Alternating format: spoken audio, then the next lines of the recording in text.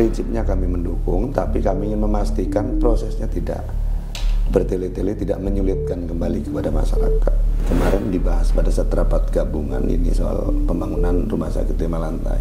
Ini yang ya prinsipnya itu kita dukung dengan catatan, artinya kita harus patuh terhadap aturan.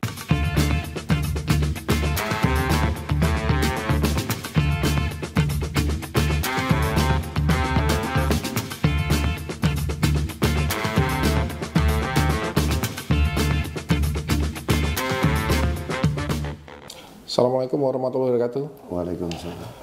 Sobat Banten News, kita jumpa lagi di podcast Banten News hasil kerjasama dengan DPRD Cilegon. Bersama saya Gilang Fatah, kita bersama Komisi 2, dan saat ini saya kembali lagi bersama Ketua Komisi 2 DPRD Cilegon, Kang Fatur Rohmi. Langsung kita sapa beliau. Apa kabar, Kang? Alhamdulillah, Kang Gilang. Baik. Lemes banget ini. Enggak, agak serak aja lagi, kurang fit. Iya.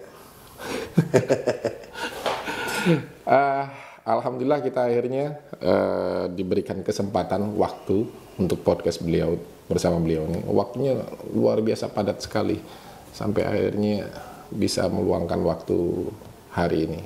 Lagi ada kesibukan apa sekarang?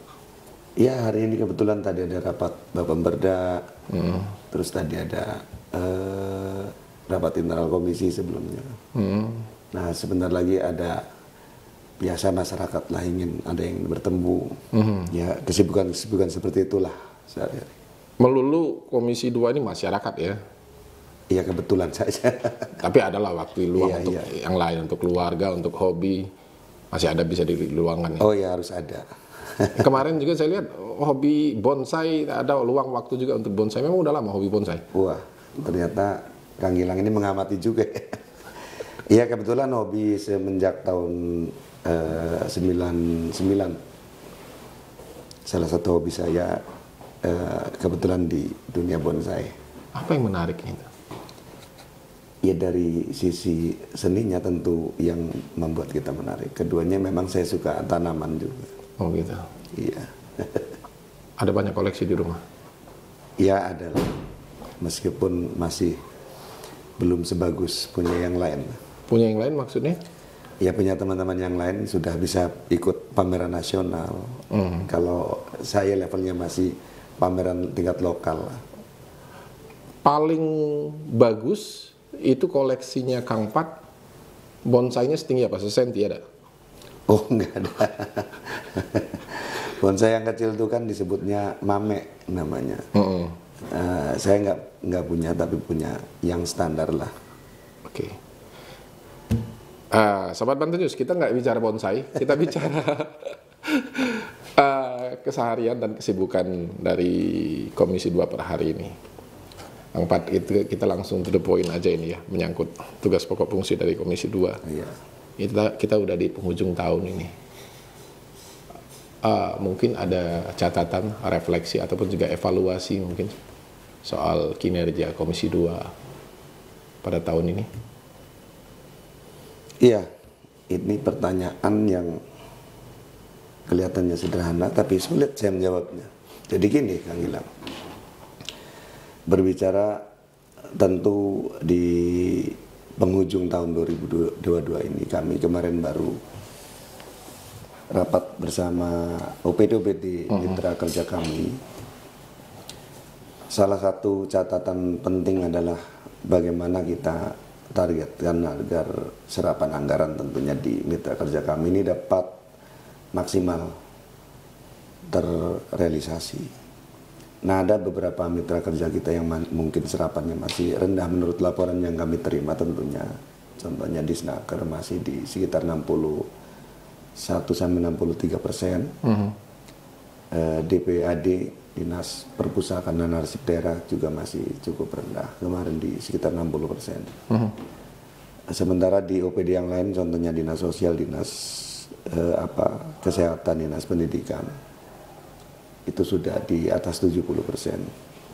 Nah, kenapa kita penting sekali memastikan soal serapan ini? Karena bagaimanapun di Komisi 2 ini mitra kerja kami ini rata-rata memang bersentuhan langsung dengan kebutuhan dasar masyarakat, soal pelayanan tentunya. Nah, makanya kami ingin memastikan ini terserap dengan maksimal. Kemudian tentu harapan kami adalah masyarakat terlayani dengan baik gitu. Apa kendalanya? Kok kecil sekali angka serapan di OPD mitra komisi ini? Ya, ini hanya menyangkut satu, yang pertama tentu soal komitmen, kedua masalah kendala-kendala secara teknis di dalam pelaksanaannya karena ada regulasi yang tentu secara prosedural harus mereka tempuh. Ya tentu tinggal bagaimana komitmen mereka untuk menyelesaikannya, itu yang paling penting. Ini masih menjadi persoalan tentunya. Karena kalau bicara serapan kan pemerintah daerah ini punya catatan tersendiri. 2021 serapan anggaran kita secara menyeluruh ya, sangat kecil ya. Bahkan menyisakan silpa yang cukup fantastis. Ya. 469 miliar rupiah. Mitra komisi Kang Fat dalam hal ini komisi 2 akan menjadi bagian itu yang menyumbang. Iya. Dalam kapasitas artinya tanggung jawab wilayah Komisi 2, mitra kerja kami terus kita dorong. Karena sekali lagi yang tadi saya sebutkan Kang Gilang, artinya karena kita ini urusannya pelayanan dasar, contoh di dinas sosial, soal bagaimana bantuan-bantuan sosial dapat terdistribusi secara baik, dapat terdistribusi secara maksimal, karena itu menyangkut hak masyarakat yang masyarakat kurang mampu yang harus direalisasikan. Nah, makanya kita menekankan di mitra kerja kami untuk tahun 2022 ini harus betul-betul clear lah soal serapan ini. Nah, keduanya persoalan pelaksanaannya kami juga di masing-masing OPD kita tekan dalam pelaksananya tentu yang pertama mengikuti regulasi yang ada, harus patuh terhadap aturan. Yang kedua tidak bertele-tele, tidak terlampau birokratis lah, harus sesederhana mungkin. Contoh kemarin yang kami tekankan, bagaimana banyak laporan, tentu kinerja kami dalam melaksanaan pengawasan. Dasarnya adalah yang pertama soal temuan-temuan dan laporan-laporan dari masyarakat. Contoh kemarin kami baru memanggil tentu teman-teman wartawan banyak yang turut menyaksikan mitra kerja kami kaitan dengan pelaksanaan program UHJ. Nah, ini kan masyarakat mengeluhkan kaitan dengan prosesnya. Ini yang kita minta agar itu dibuat sesimpel mungkin, sesederhana mungkin. Itu saja, tidak lebih dari itu. Prinsipnya kami mendukung, tapi kami ingin memastikan prosesnya tidak bertele-tele, tidak menyulitkan kembali kepada masyarakat masuk ke RSUD. Bagaimana ketika sebelum 3 kali 24 jam mereka pulang, apakah itu masuk ke kriteria itu, kemudian bagaimana ketika masyarakat yang datang tapi yang kurang mampu tapi mandiri dan tidak membawa surat keterangan tidak mampu dari kelurahan misalkan, pelayanannya bagaimana. Nah, kemudian apakah ada petugas yang membantu pada saat masyarakat harus mendaftarkan biodatanya ke dinas sosial dan lain sebagainya. Ini juga harus kita pastikan pemerintah betul-betul melayani itu. Itu salah satu contohnya. Kita ingin memastikan soal pelaksanaannya ya harus clear, harus maksimal. Monitoring Komisi 2 sampai sejauh itu ya perihal teknis segala?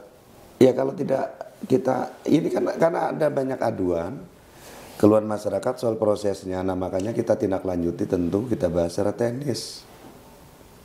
Itu penting sekali kan, ini menyangkut pelayanan dasar sekali lagi.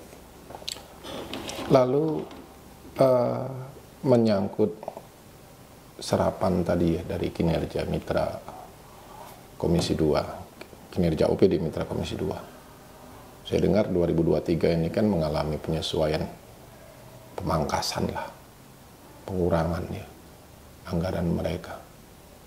Ya. Ini dampak dari evaluasi kinerja mereka di 2022 kah? Spot Center, Dispora ya, mengalami pengurangan. terus apalagi arsip mengalami pengurangan juga. Hampir semua. Hampir semua. Apa sebab? Yang pertama tentu ini terpengaruh kalau saya lihat di tahun 2023 ini kemarin dibahas pada saat rapat gabungan ini soal pembangunan rumah sakit 5 lantai. Ini yang ya prinsipnya itu kita dukung dengan catatan. Artinya kita harus patuh terhadap aturan. Nah keduanya ini yang mengakibatkan pemangkasan anggaran di setiap OPD. Nah pengaruhnya kemana? Pengaruhnya terhadap optimalisasi target-target mereka. Nah makanya kemarin kita mengingatkan, kita memahami dan memaklumi adanya pemangkasan, tapi yang paling penting kita ingin memastikan di 2023 ini karena sebentar lagi setelah 2023-2024, kalau tidak salah disitulah akhir periodisasi Pak Wali Kota dan Pak Wakil Wali Kota. Kita ingin memastikan RPJMD secara keseluruhan tentu sesuai dengan visi misi ini harus betul-betul terlaksana. Kita ingin memastikan itu karena ada visi misi yang tentu ada di dalam naungan kami di mitra kerja kami. Contohnya soal beasiswa full sarjana, soal bagaimana 25.000 lapangan kerja itu kan ada di Komisi 2 di Betul. Dinas Tenaga Kerja. Kita ingin memastikan termasuk pelayanan kesehatan. Kita ingin memastikan semuanya dapat clear, dapat berjalan. Sobat Banten News, bagaimana mungkin kinerja sebuah OPD yang dirasakan belum optimal, tapi di sisi lain RPJMD juga akan berjalan hal yang sama, berjalan sama maksudnya. Kalau OPD-nya optimal, RPJMD-nya pasti optimal. Iya. Ini kan tentu akan menjadi tanda tanya berikutnya. Kita rehat.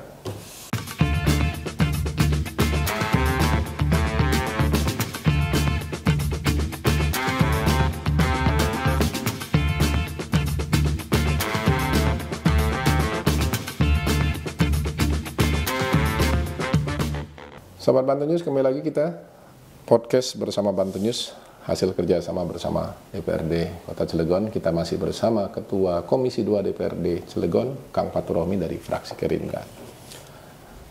Kang tadi menyinggung soal rumah sakit 5 lantai. Terus kita tadi singgung juga masalah RPJM. Kalau nggak salah masuk RPJM ya? Masuk, iya. Kemarin saya cek masuk. Tapi berbanding terbalik dengan anggaran yang dialokasikan kepada OPD-nya dalam hal ini rumah sakit. Karena pembangunan ini mereka pun juga harus berdampak pada anggaran mereka di 2023. Iya, berkurang. Udah sangat urgent segitu kah? Iya. Rumah sakit ini? Makanya kemarin yang kita ingatkan yang pertama soal aturannya. Jadi mekanisme penganggarannya apakah menggunakan tahun jamak atau multi years atau single years dengan dalam 1 tahun anggaran. Jadi yang kita kritisi, yang kita ingatkan tentu ke pemerintah, ketika itu tahun jamak maka sesuai aturan itu harus diperdakan terlebih dahulu. Nah kemarin kan perdanya belum ada. Kedua, ketika mekanisme penganggarannya ini tahun jamak juga harus ada MOU antara eksekutif dengan DPRD. Nah itu harus dilakukan bersamaan dengan penandatangan MOU KUA PPAS. Nah ini kan momentumnya sudah terlewat. Makanya kita kemarin minta ini kita dukung tapi kita minta ditunda. Karena kita siapkan dulu perdanya, kemudian kita bisa MOU di KUA PPAS pada saat 2023. Kan? Nah kemarin memang penjelasan dari pemerintah bahwa ini akan dibuat 1 tahun. Nah kemudian keraguan kami, ya wajar saja kami meragu. Kekhawatiran kami apakah ini akan terkejar dengan pagu yang begitu besar. Berapa sih nilainya? Kemarin kalau tidak salah sekitar 90 miliar. Apakah terkejar di dalam 1 tahun? Pelaksanaannya ini juga kami khawatir. Kekhawatiran kami ini sejalan dengan ini bentuk kepedulian kami dan dukungan kami terhadap pembangunan itu. Memang dari sisi kebutuhan ruangan di RSUD, kenapa kami mendukung? Karena memang faktanya memang kadang-kadang sering sekali saya temukan kekurangan kamar, kekurangan ruangan untuk rawat inap. Nah, sehingga ketika ada program ini ya tentu kita dukung, tetapi kita ingin yang pertama ya tahapannya harus sesuai dengan aturan. Yang kedua dalam pelaksanaannya jangan sampai di kemudian hari menimbulkan persoalan hukum misalkan. Ini yang kita wanti-wanti sebetulnya. Kenapa infrastruktur yang ada sudah kurang representatif kah? Kalau soal representatif atau tidak, kami menilai ya memang masih banyak kekurangan lah. Contoh ruangan yang masih pendingin udaranya kurang. Itu bagi kami tidak begitu masalah. Yang paling penting adalah masyarakat, terutama di beberapa di 1-2 bulan ini kan lonjakannya cukup tinggi. Pasien di RSUD, memang faktanya kekurangan ruangan kadang-kadang. Karena saya sering sekali langsung mengurus diminta mengurus pasien dari masyarakat kadang-kadang, sehingga saya tahu persis memang ada kekurangan ruangan, sering banget lah kekurangan. Lalu alasan konkret dari teman-teman Komisi 2 mendukung tapi minta ditunda apa? Apakah karena faktor lain misalkan pemangkasan dampak yang dialami atas proyek infrastruktur ini terhadap OPD-nya rumah sakit? Artinya kan pelayanan juga akan terganggu dong. Jadi kemarin justru yang kita minta soal pengurangan itu bukan di bukan di belanja publiknya, tapi kita di belanja OPD-nya yang kita minta kurangi. Kita maklum dengan itu, harus sama-sama tentunya. Kita maklum dengan itu, tetapi kekhawatiran kami bukan di soal pemangkasannya. Kalau pemangkasan masih bisa lah kita sesuaikan. Tetapi pelayanan loh. Ini kan menyangkut pelayanan. Iya, yang saya maksud anggaran untuk pelayanannya ini jangan sampai dikurangi secara drastis. Tetapi belanja internal di OPD-nya yang kita minta kurangi. Misalkan mamin atau lain sebagainya, itu yang kita minta dipangkas. Kalau untuk publik jangan ada pemangkasan atau setidaknya diminimalisir. Tetapi kekhawatiran kami bukan di soal pemangkasannya, adalah soal bagaimana rencana tersebut jangan sampai di kemudian hari menimbulkan masalah. Itu saja. Sahabat Banten News, kalau kita bicara kesehatan, ini salah satu tugas pokok fungsi juga dari teman-teman Komisi 2 yang tengah menjadi konsentrasi saat ini. Tadi juga beliau menyinggung soal UHC ya, Universal Health Coverage ya. Teknisnya seperti apa sih sebenarnya? Standarnya itu? Pengobatan atau berobat berbasis NIK? Ya. Penjelasan secara umumnya begitu, tetapi teknisnya kemarin menurut penjelasan dari mitra kerja kami, ini kan hubungannya dengan PBI, penerima bantuan iuran dulu. Masyarakat yang kurang mampu dibiayai oleh pemerintah. Itu anggarannya ada di Dinas Kesehatan. Tetapi pelaksanaannya kan ada di Dinas Sosial untuk bagaimana si peserta penerima bantuan iuran ini didaftarkan ke BPJS, kemudian data tersebut klik ke JKN di pusat tentunya. Nah, kaitan dengan UHC ini memang secara teknis itu NIK tersebut harus didaftarkan terlebih dahulu ke JKN, itu menurut penjelasan mereka. Nah, sehingga bagaimana NIK itu ketika belum didaftarkan, maka pelayanan tersebut ya tentu belum bisa berjalan. Itu logika kami ketika mereka menjawab seperti itu. Itu kapan efektif berjalan? Ya seharusnya sudah di bulan November ini harus efektif berjalan. Sudah berjalan. Tetapi teknisnya memang tetap masyarakat terutama yang pertama kali berobat dengan mekanisme UHC ini ya harus mengurus terlebih dahulu supaya NIK-nya terdaftar. Baru di sesi yang lain, di pengobatan di waktu berikutnya misalkan katakanlah, baru bisa langsung. Kang Fuad, ini butuh pencerahan juga sedikit. Karena kita tahu kan, Sobat Banten News, ini amanat undang-undang pun juga sudah jelas. Alokasi anggaran untuk APBD atau APBN itu jelas, untuk kesehatan itu ada. Diatur untuk kesehatan, pendidikan, dan lain sebagainya. Lalu ada UHC juga memang diproklamirkan pemerintah daerah. Apa tidak jadi persoalan nanti kemudian hari misalkan double cost dan lain sebagainya? Anggaran itu sudah ada loh. Betul. Kan anggaran di bidang kesehatan 10% tentu yang wajib menurut undang-undang. Itu kan tidak hanya soal pelayanan, di belanja pegawai juga masuk. Oh, artinya include di dalamnya. Nah, ini tidak tidak tumpang tindih terkait dengan penganggarannya, karena memang ini program nasional memang. Yang jadi titik concern kami adalah di soal pelaksanaannya sebetulnya. Kalau di penganggarannya tidak ada masalah kemarin sesuai dengan penjelasan mereka. Lalu orientasi dari UHC ini apa? Kepentingannya menyangkut dari janji politik kah? Karena kita tahu salah satu janji politik yang dimuat di kartu Cilegon Sejahtera itu kan pelayanan kesehatan ya? Iya.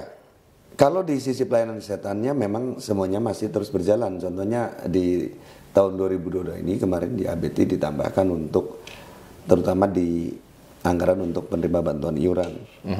Titik tekan di UHC ini sebetulnya bukan soal janji politik atau visi misi pemerintah daerah, ini program nasional.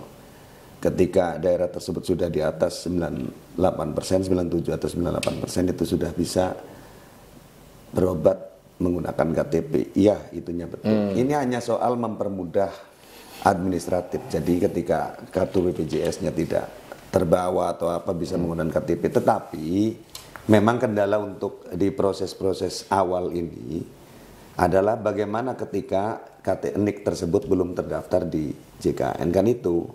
Sehingga masyarakat ya tetap harus mengurus secara administratif melalui dinas sosial dan lain sebagainya. Terus kendala berikutnya adalah bagaimana ketika pasien itu, kan ini berlaku proses itu 3 kali 24 jam. Bagaimana ketika belum 3 kali 24 jam atau pasien tersebut tidak rawat inap, apakah UHC ini berlaku? Dan ini juga harus clear. Kemudian bagaimana persoalan masyarakat mampu dan tidak mampu, pemilahannya apakah menggunakan surat keterangan tidak mampu atau bagaimana? Berarti belum realisasi janji politik ya? Tidak ada hubungannya dengan itu. Ya. Baik, Sobat Banten News, kita rehat.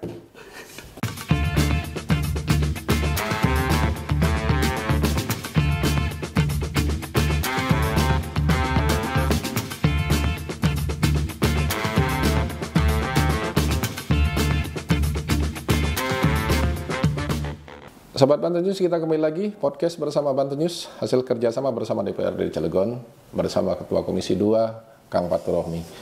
Bicara umat, bicara kepentingan masyarakat, sosial tentu nggak akan selesai dalam waktu singkat, apalagi hanya sebatas podcast ini. Perlu waktu khusus, ruang khusus, karena kepentingan publik ini kan beraneka ragam. Tadi kita bicara kesehatan, lalu kita bicara pelayanan dari OPD yang menjadi mitra teman-teman di Komisi 2. Ada hal menarik juga yang mungkin masih menjadi tupoksi teman-teman Komisi 2 ini, menyangkut realisasi belanja beasiswa, pool sarjana. Ada atensi dari Komisi 2 menyangkut hal ini? Iya, titik tekan kami adalah yang pertama, program ini pada prinsipnya kita dukung. Karena memang kemarin penjelasan dari bagian hukum ini ini dibolehkan. Secara aturan kan itu. Nah, kami tentu bekerja di DPRD ini kan bagaimana kita terus menyampaikan terus berbicaralah, ngomong. Dasarnya dari mana? Dasarnya adalah yang pertama kami menyerap aspirasi ini dari masyarakat. Kedua, apa yang kami analisa yang berkembang di Kota Cilegon. Ini tentu kita suarakan terus. Jadi atensi kita kaitan dengan pelaksanaan program beasiswa tentu adalah proses seleksinya. Proses seleksinya kita tekankan, kita terus monitor agar ini tidak diskriminatif, tidak tebang pilih terhadap calon peserta tersebut. Karena kuota untuk program ini kan masih belum begitu maksimal untuk mencukupi jumlah. Maksud tebang pilih gimana ya? Kan udah jelas itu katanya. Penerimanya adalah siswa berprestasi, siswa yang berasal dari keluarga tidak mampu. Iya, normatifnya begitu. Tetapi masyarakat ada saja yang merasa misalkan dugaan proses seleksinya Tebang pilih. ada tebang pilih atau pilih kasih lah, itu juga kita terus sampaikan agar jangan sampai duga-dugaan itu menjadi benar. Indikasi yang menguat dari dugaan itu? Indikasi yang menguat dari dugaan itu? Iya, adalah dalam proses secara normatif syaratnya. Contohnya syaratnya adalah siswa kurang mampu, tetapi dengan berprestasi. Nah, pertanyaannya yang masyarakat tentu banyak yang menanyakan ketika termasuk IPK minimal 3. Ketika dalam perjalanan, ketika IPK-nya turun dari 3, ini akan dipangkas. Artinya dibatalkan bantuan beasiswanya. Nah, dari mana data itu bisa tentu masyarakat atau publik mengetahui apakah peserta tersebut misalkan ternyata IPK-nya di bawah 3, tetapi misalkan masih terus mendapat bantuan, keduanya misalkan karena pengaruh-pengaruh politik misalkan, kan bisa saja terjadi. Komisi 3 punya data konkret menyangkut itu? Komisi 2? Ya, Komisi 2 selama ini punya data konkret. Misalkan selama ini penerimanya adalah mereka yang IPK-nya jelas. Belum, makanya ini yang sedang kita terus targetkan pengawasan ini supaya maksimal. Sebagai bentuk perhatian kami bahwa program ini harus terlaksana tetapi memenuhi asas keadilan tentu. Supaya betul-betul clear yang berhak yang mendapat bantuan. Kuotanya berapa sih yang sudah terlaksana? Di tahun 2021 kalau tidak salah itu sekitar 520, di tahun 2022 ini sekitar 1.500 kalau tidak salah. Jauh ya? Susah kita, mohon maaf, kita temui. Di satu sisi jarang-jarang sekali yang tidak mampu tapi berprestasi, bersamaan dengan prestasinya. Nah, makanya kita tekankan agar ini prioritaskan saja untuk yang tidak mampu terlebih dahulu. Keinginan Komisi 2 yang tidak mampu aja dulu? Iya, karena kalau yang mampu kan, mohon maaf, orang tuanya masih bisa mengkuliahkan anaknya. Tapi faktanya, kalau yang kurang mampu kan terkendala dengan biaya. Maka kita sarankan agar itu prioritaskan saja. Soal prestasinya ya pelan-pelan kita dorong, misalkan dengan aturan harus IPK-nya 3,0 minimal. Nah, itu bertahap saja, artinya harus ada pendampingan dari Dinas Pendidikan, tidak begitu saja dilepas misalnya. Setelah mendapat beasiswa dilepas ya perlu pendampingan juga. Kalau ada kekurangannya ditingkatkan bagaimana. Menyangkut angkanya sudah cukup baik kah? Berapa itu? Nggak salah 3 juta ya? Per semester ya? Iya. Sudah cukup baik kah? Kalau dari sisi kemampuan, kita lihat postur akarnya, kalau dari sisi kemampuan daerah ya itu sudah cukup lah. Karena untuk kepentingan-kepentingan di sektor yang lain tentunya, itu kita anggap cukup untuk meringankan tentu. Hanya meringankan, bukan mengcover?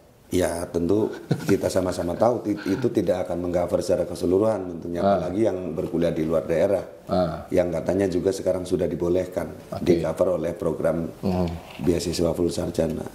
Karena kebutuhan-kebutuhan yang lainnya juga pasti masih ada. Tapi minimal sudah meringankan, ini sudah cukup baik gitu. Memungkinkan nggak sampai dengan masa akhir jabatan? Ini kan salah satu janji politik lagi ya? Oh iya. Ini bisa mampu terlaksana dengan baik sesuai dengan janji tadi 5.000. Karena untuk huntingnya pun juga agak sulit ya kalau memang indikasinya jelas harus tidak mampu terus berprestasi. Iya. Ya, sepanjang dari OPD terkait melalui Dinas Pendidikan, sepanjang konsisten, misalkan di 2023 kemarin kita minta minimalnya 1.000. Nanti kemudian di ABT, di perubahan, anggaran perubahan ini bisa misalkan 500 ditambahkan. Ini kan bisa 1.500, di 2023, 2024 1.500. Sebenarnya bisa selesai. Tetapi problematikanya adalah pada penerimaan di penjadwalan penerimaan mahasiswa baru. Itu kan di sekitar bulan pertengahan tahun ya. Nah, sementara ABT kan di menjelang penghujung tahun ini. problemnya. Jadi optimalisasi pelaksanaannya di situ kendalanya. Komisi 2 membuka ruang khusus atau misalkan kotak aduan bagi masyarakat yang ya selama ini pada belum prinsipnya mendapatkan bantuan ini?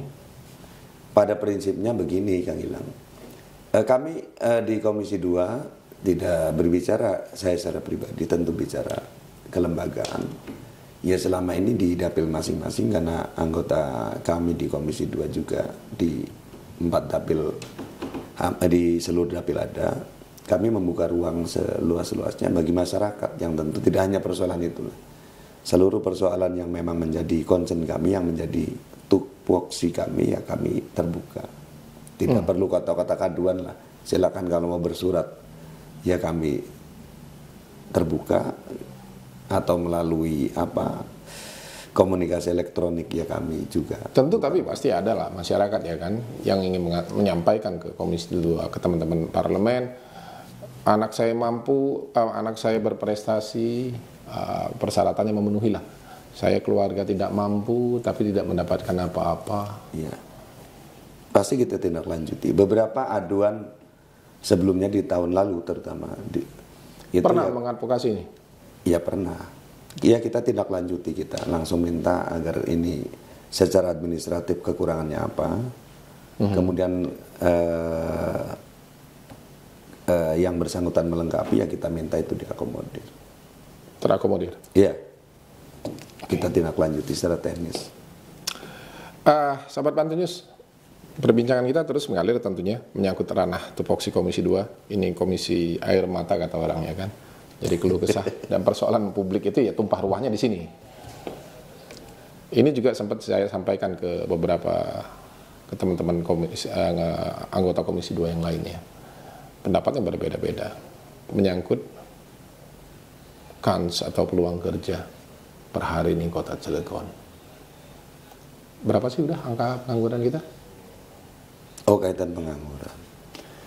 Kalau soal perbedaan pendapat, ya itu biasa Kang Gilang ya, karena memang kita tidak satu partai. Satu soal persepsi politiknya pasti berbeda, perspektif politiknya berbeda, kemudian tentu sudut pandang juga berbeda. Misalkan teman-teman ada yang melihat ke arah timur, saya ke barat, pasti pendapatnya beda. Di timur terang, di barat gelap misalkan. Itu hal biasa. Tetapi secara umum begini. Yang pertama, angka pengangguran, kalau menurut data terakhir yang kami terima dari Dinas Tenaga Kerja itu masih di 10,13%. Dan itu. Nah, ini secara grafik memang ada penurunan, meskipun masih presentasinya masih sangat kecil. Kami yakin memang nanti akan ada penurunan. Tetapi yang perlu diantisipasi adalah soal angka kelulusan di tahun ini, angka kelulusan. Iya, angkatan baru. Angkatan baru, keduanya soal banyaknya pencari kerja yang eksodus dari luar daerah. Jangan-jangan ini nanti malah membuat grafik pengangguran kita meningkat. Nah, kedua soal peluang. Nah, kami beberapa kali sudah sering mengingatkan kepada Dinas Tenaga Kerja untuk terus menjemput bola kaitan dengan peluang-peluang yang ada di seluruh industri di Kota Cilegon, baik industri manufaktur maupun yang berbasis petrokemikal atau industri kimia misalkan, atau yang berbasis padat karya. Ini kita minta mereka Dinas Tenaga Kerja untuk jemput bola. Lewat apa? Lewat pendekatan soal rencana kebutuhan atau penempatan tenaga kerja mereka, supaya melibatkan Dinas Tenaga Kerja. Nah, disitulah secara politik nanti Dinas Tenaga Kerja dapat mempengaruhi proses tersebut untuk kepentingan masyarakat Kota Cilegon gitu. Sudah berjalan? Itu sudah berjalan? Sejauh yang kami pantau, ya itu terus berproses meskipun masih belum maksimal. Angka pengangguran ini kan termasuk angka yang cukup signifikan tadi kalau di atas 10% untuk sebuah daerah industri. Pun kita adalah industri berat. Lalu upaya konkret lain kalau dari teman-teman Komisi 2 untuk mengadvokasi ini? Iya, termasuk kita juga menekankan kepada Dinas Tenaga Kerja untuk memperbaiki program-program di Balai Latihan Kerja di BLK. Pembekalannya.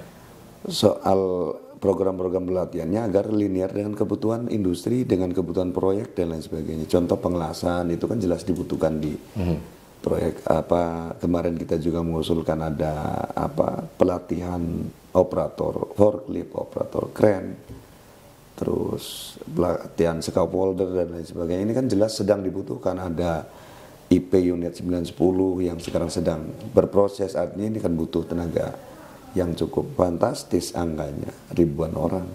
Tetapi ya pemenuhan skillnya harus dipenuhi oleh kita. Disinilah pentingnya pelatihan-pelatihan itu harus menjurus pada kebutuhan-kebutuhan konkret di beberapa proyek maupun industri.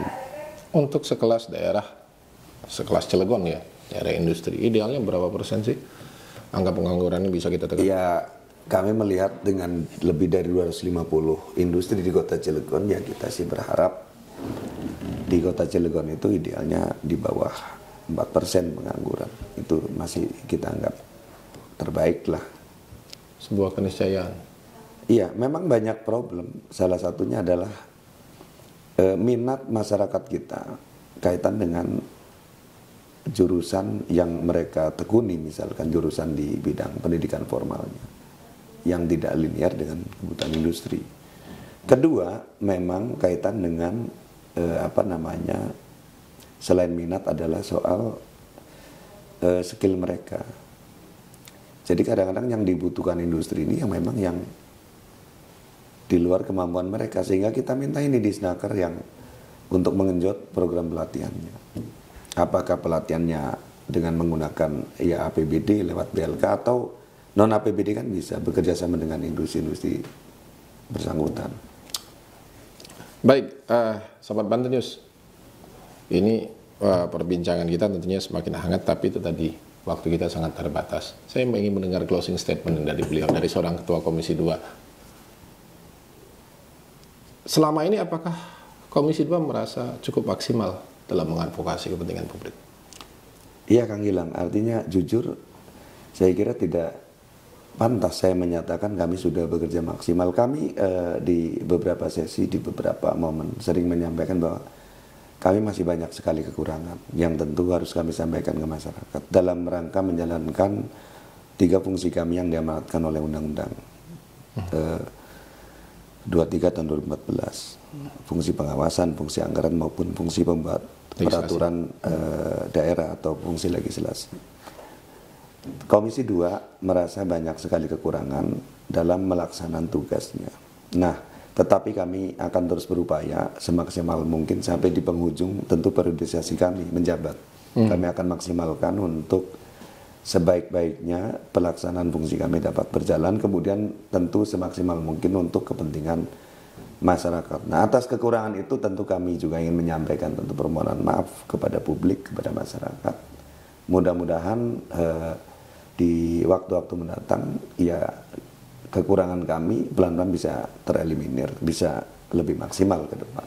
Jadi kami secara tegas menjawab bahwa kami belum merasa maksimal dalam melaksanakan tugas kami di DPRD. Luar biasa. Pelayanannya mengakomodir segala kepentingan masyarakatnya sudah dilakukan, tapi masih merasa belum maksimal. Oh iya. Ini memang dewan idaman. Demikian Sobat Banten News perbincangan kita, podcast bersama Banten News dan juga DPRD Cilegon hari ini. Kang Fat, terima kasih waktu yang sudah diluangkan. Iya, terima kasih Kang Gilang. Kita jumpa lagi lain kesempatan. Assalamualaikum warahmatullahi wabarakatuh. Waalaikumsalam warahmatullahi wabarakatuh.